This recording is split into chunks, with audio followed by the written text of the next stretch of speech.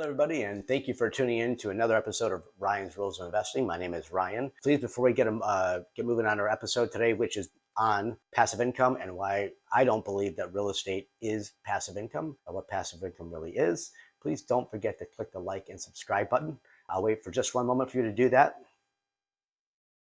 All right, now we don't have to forget about it. We've gotten it done. We've accomplished something, and now it's a good day. All right, guys. So let's talk about why I don't think that real estate is passive income. Well, let's first talk about what passive income is. You have two types of income. You've got active income and you've got passive income. Now, active income, you're basically working for it all the time. You're doing work. Passive income is supposed to be income that happens per se while you sleep or without any work at all. I wouldn't say any work. We can argue the semantics of it, but we know passive is working for you. You're not working for it, right? But let me pose this argument to you. When you go and you need to buy real estate, and when you buy a portfolio of real estate, this is not talking about, of course, the real estate you own for your home, your primary residence, because we know that that for sure is not passive income, and there's no income coming in anyway. When we have a house that we rent out, there are many things that have to happen. Once we buy the home, which takes forever and a bunch of time to do anyway, we got to dollarize our time, right? How much time we actually spend in the house game, right? To make it passive, we have to go looking for a home. We have to spend time deciding what we want to do.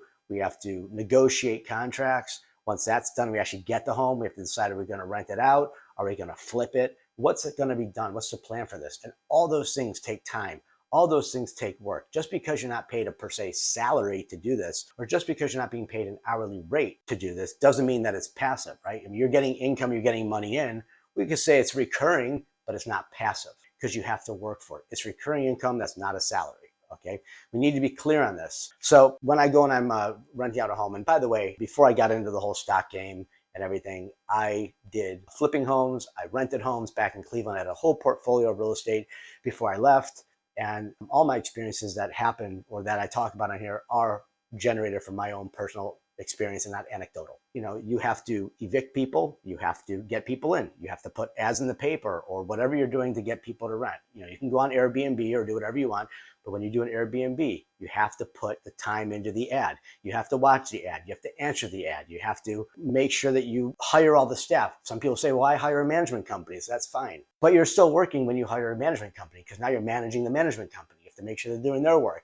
You have to go and cross the accounting every month. There's all this stuff that has to happen. It just doesn't come in. So the argument that it's passive income and you're working for nothing, it's just not the case. Now, let's jump over to stocks. When you buy stocks, you buy them. That's it. You find out what you want to buy. It's not that big of a deal to find out what you need. You find a few metrics that you like, or just start buying stuff that you want to buy. It's done. Nothing else has to happen. True passive income, when we want to talk about stocks, will come in the form of, well, you can call it appreciation, but it's not passive income because the income actually isn't coming in every month. You get it when you sell. But you have dividend income that you can buy with dividend stocks. And a dividend is basically money that's paid to the shareholders whenever they, on their schedule, whenever they're done. It can be monthly, it can be done quarterly, it can be done yearly. Every stock is different. But you get this money that comes in and you're literally not working for it at all. Another way that you can get passive income that's not real estate is when you have what's called fully paid lending, right? So some of the stocks that I own are known as being riskier stocks because they're more volatile. Now, it doesn't mean that they're bad stocks, but they're just more volatile, right? They're not blue chip stocks per se. With that being said, people want to short that stock, right? When there's short interest in that stock. And what has to happen is you have to get, and this is probably more than what we should be talking about in this particular video, is they need to borrow the stock from somebody so they can hold on to it and resell it at a different price and make the difference on it. And I get paid money because I get interest for every day that they own my stock, that they borrow my stock, I get paid interest. So I'm getting checks for $600, $700, $800, $9,000 a month on my stock. And I'm literally doing nothing, like nothing at all. I don't have to manage anything. I don't have to do anything. That is true passive income. I went off a little bit on a tangent on what the fully paid lending is and how we do that. And that could actually be a whole other video on its own.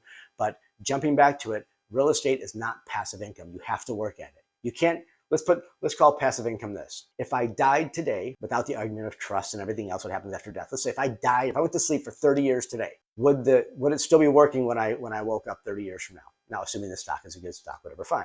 But you can't do that with a home. If you go to bed on a home for 6 months and someone decides not to pay you, you've got mortgage payments that have to be paid. There's everything that has to be done. There's a lot of work that has to be done with homes. It's just not passive income. So before you decide to get all invested in real estate and think it's the best thing in the world, just understand there's a lot of work to it, okay? If real estate is your way of doing things and you want to do it and that's how you want to invest, more power to you.